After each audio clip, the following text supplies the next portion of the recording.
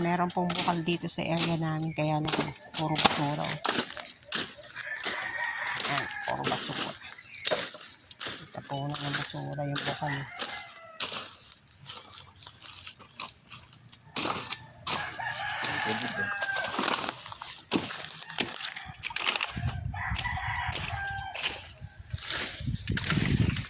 Meron yung tubig.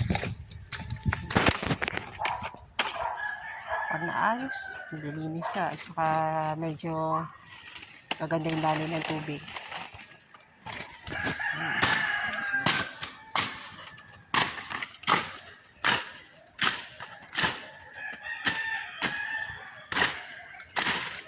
May bato.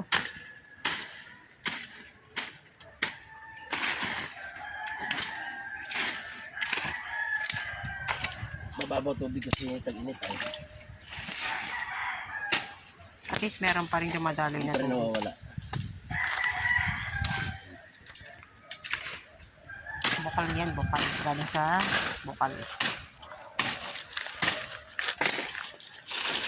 Doon yan, sumula sa unahan. Sa kapitbahay namin. Papunta dito sa amin.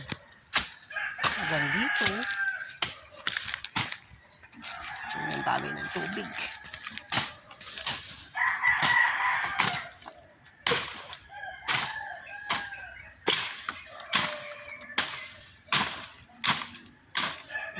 Daming lamok.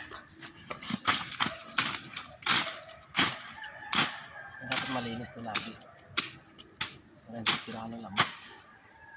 At saka wala talaga dapat na basura na babara dito sa daloy ng tubig. Ito na semento papunta doon. Hindi siya. Sementohin namin yan para medyo maayos namin yung linya ng tubig. Yung daloy niya hanggang dito sa kabilang lote. Yan.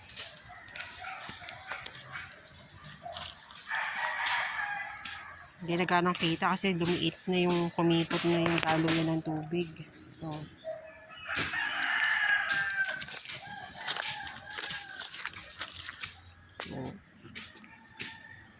ayusin pa.